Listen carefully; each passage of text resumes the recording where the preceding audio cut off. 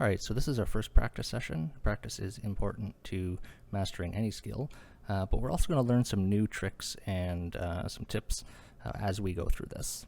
And this is going to move fairly quickly, but I'll have screencast keys turned on so that you can hopefully follow everything that I'm doing. And feel free to pause the video if that helps. So we're going to hit Shift A to add a circle, and I'm just going to change the number of verts to 8 and then enter to set that and confirm. And then I'm coming into top view with 7 and then selecting the circle. I'm going to rotate it R and I'm going to hit 22.5. And the reason I'm doing that is because when you spawn the circle, it's got these points aligned out the x-axis, and that's not what we want. I want the flat sides of the circle. There we go. I want the flat sides of the circle pointing outwards. Now I'm going to flatten it a little bit in the y-axis. And to do that, I'm going to hit S, Y, and you're going to see that it deforms. And the reason for that is something that we haven't learned about yet, which is that whenever you do a transformation on an object, it doesn't actually get applied. So it sort of is like kept in memory, but it's not actually applied to the object, and so it's transforming this as though it were in its original rotation, and we don't want that. So what we're going to do is we're going to go search, which if you did what I did at the beginning of the video series and set search to space, then you just hit space, and we're going to go apply rotation, and you can actually do apply rotation and scale, because scale, again, like if you resize something, is another thing that doesn't get applied permanently until you tell Blender to permanently apply it. So I tend to use search for a lot of things, but there is actually a faster shortcut, which is Control A, which is going to bring up this apply menu. So you're going to do Control A and apply rotation and scale, and that's probably a better way of applying. So those are two things that you'll need to know how to apply. And so now if we go SY, it's going to scale appropriately. Perfect. So now let's go into edit mode, and we're going to hit E to extrude and Z to lock that in the Z axis, and then G and Z, G and Z to bring that up in the Z axis.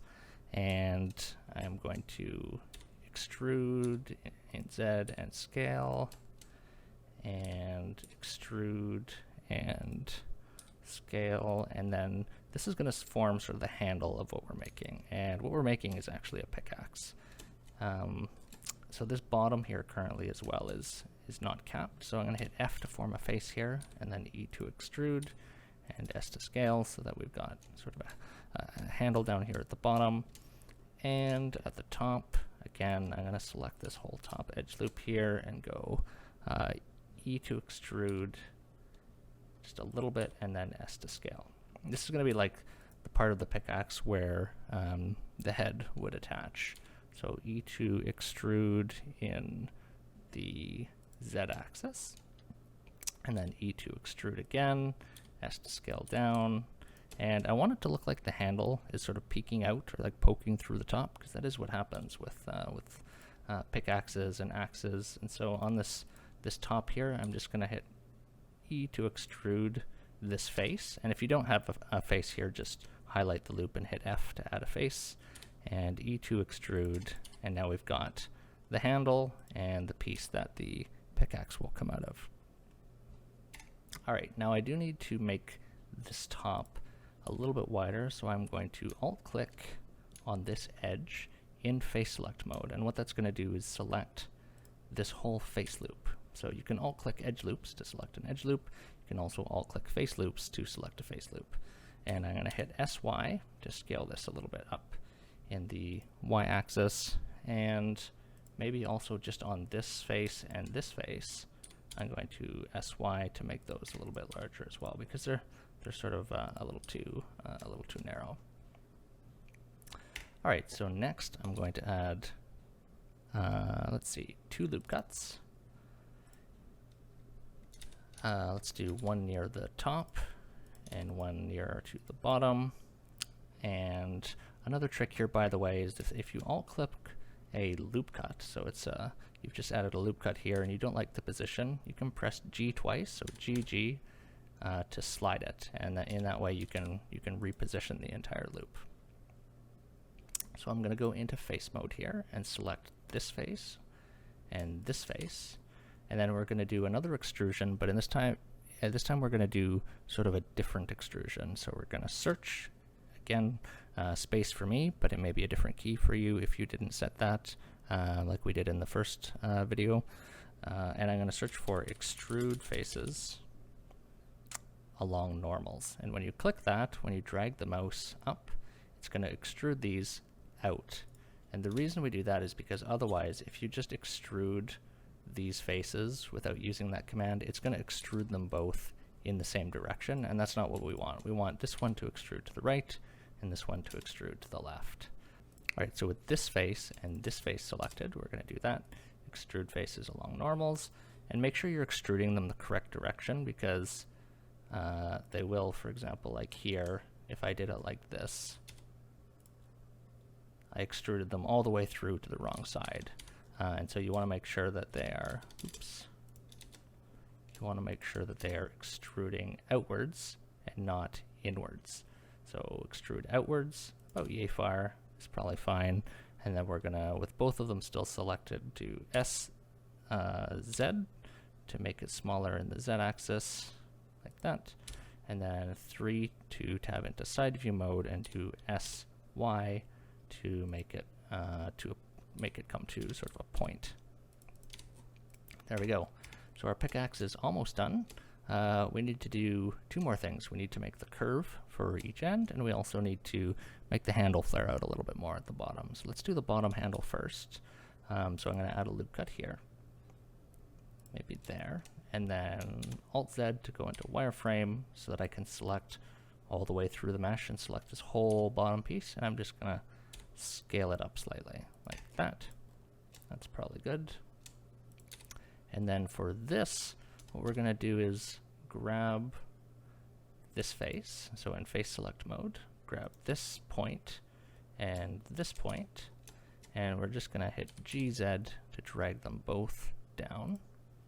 And then I'm going to add some loop cuts here in the middle of each of these arms. So Control R to add a loop cut. And another new trick is that if you scroll up before confirming the loop cut, so I'm just using, and it's not showing on screencast keys for some reason, but I'm using the mouse wheel to scroll up, it will increase the number of cuts. So I'm going to increase this to, say, 5 cuts. And I'm going to do the same thing on the right side. So 1, 2, 3, 4, 5. And now we've got some nice geometry there in the middle. Perfect. And so now the last thing I'm going to do is I'm going to use proportional editing, which again is a new tool that we haven't learned about yet, but this is a good opportunity for quick learning. So I'm going to click this here, and you can see it's got this little radial icon. When it's blue, it's turned on. The hotkey to turn it on and off is O, so you can also just put type O, and it's got this drop down menu here. And what this does essentially is when you drag geometry around, it affects all the geometry around whatever you're dragging. So if you drag, for example, this vert here, and I hit G, you'll notice it's affecting everything else around it as well, not just what we have highlighted. And it's got this circle around it. So if you scroll in, the circle gets smaller. If you scroll out, the circle gets larger. And essentially the size of that circle dictates how far this effect is going to spread, essentially. So what I'm going to do is I'm going to alt-click this loop. So I've got this whole loop selected. It's the one in the middle on the left. And alt-shift-click to make sure I've got the one on the right all selected as well. And then I'm going to hit GZ. So we're doing a proportional editing in the Z-axis.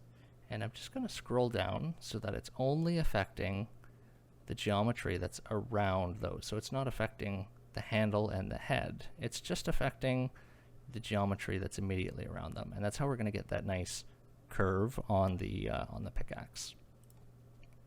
And by the way, you want to make sure that in this drop-down menu for this, you're using sphere, because there are a number of different options. They all do different things.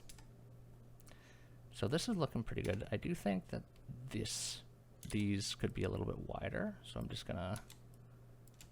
gonna shift box select these and scale them a little bit up in X, and oops, O to turn off proportional editing.